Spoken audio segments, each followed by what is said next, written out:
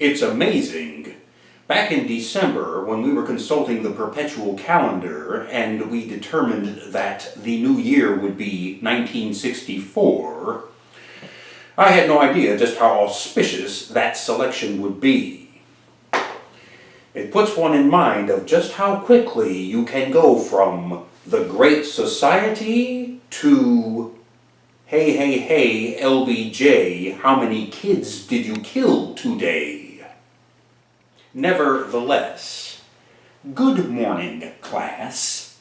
With the primaries chugging along towards whatever manner of conclusion they might reach, now, today is the time in which we must expedite our own consideration of these affairs, accelerate into high gear by fortifying you with the means to approach a very unfortunate, very regrettable, very sad, and yet all too real variable in this whole configuration. Notwithstanding all of the obvious extremists, the outright factors, and so on and so forth, how many of you have a loved one, a relative, a friend, an acquaintance, a coworker, someone who you hold in relatively high regard, and yet who is politically inclined to lean toward the unthinkable re-election of this current White House incumbent? I have little doubt that virtually all of you out there have at least one such individual in your lives, and today's lesson plan is designed to impart to you a method by which you can engage and, one hopes, dismantle the mentality of these individuals who, for whatever unfathomable reason, uphold, support, and defend, actually wish to prolong this non-administration. This method is a 3-strike procedure centered around 3 little questions. Think baseball. Question 1.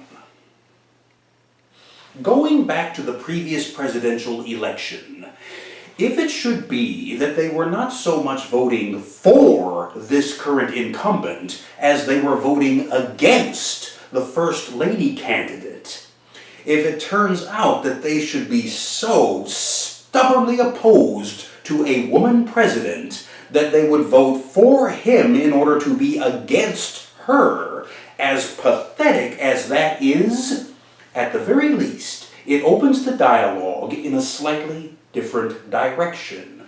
If, on the other hand, it should be the case that no, they intentionally, purposefully, knowingly voted for this incumbent, well then, that amounts to strike 1.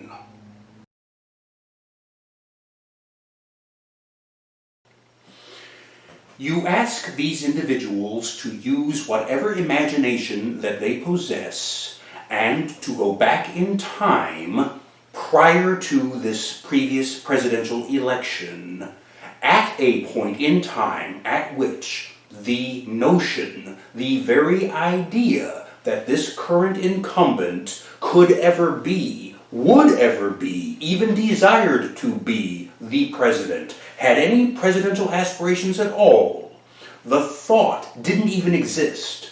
From that point backwards, you ask them, who was your favorite president? No matter who they say, no matter what their response is, whether it's George Washington, whether it's LBJ, whether it's Ronald Reagan, whether it's Dick Nixon, it doesn't matter who. Whoever it is that they say was their favorite president, you turn around and inform them that this current incumbent has destroyed everything that their favorite president set out to do or actually accomplished. That this incumbent has annihilated any presidential integrity which their favorite president possessed, has undermined the presidential legacy of their favorite president, that their favorite president, in memory and in prestige, has just been spat upon by an incumbent who would gladly tear down the presidential library of their favorite president in order to build some condominiums. Having apprised them of this, if they respond by saying, well, then so-and-so doesn't matter anymore, they're dead, and besides, this current incumbent is now my favorite president, that amounts to steer eye 2. Now this final question could not be more concise, more to the point. What would this incumbent have to do in order to lose your support? To what lengths would he have to go? What trespasses and transgressions would he have to invoke? What crimes would he have to commit? What bald and bold-faced effronteries to the American people would he have to unleash in order to lose him your support? Now, should the response to this question actually be nothing, and you quickly counter it with nothing at all, he can do no wrong, he is your president, right or wrong, and this is confirmed, strike 3. You're out. You are out. Because at this point, with the confirmation that there is nothing at all which this incumbent could do wrong, nothing at all which would lose him their support, these individuals, these non-individuals, will have asserted themselves for what they are. Thus unmasked, this mentality compels us, with perhaps little or no irony at all, to revisit the past yet again. Führerprinzip. It is the National Socialist concept of absolute authority. It indoctrinates the discipline that the leader is infallible, can in fact do no wrong, and therefore must be supported and defended without question at all costs. And you may take my word for it, boys and girls, punks and skins, it is the Führerprinzip with which you are now confronted.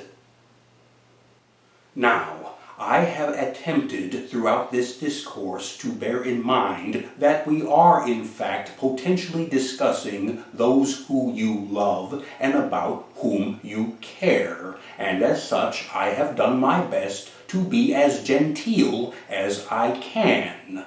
Nonetheless, with their mentalities now unveiled and exposed, you can perceive for yourselves beyond any doubt that you are dealing with people who are hell-bent determined to follow this leader wherever he will go. What these fools in turn fail to realize, in being hell-bent on raising hell by creating hell on earth, is that in following their leader to hell and back, It's a one-way trip.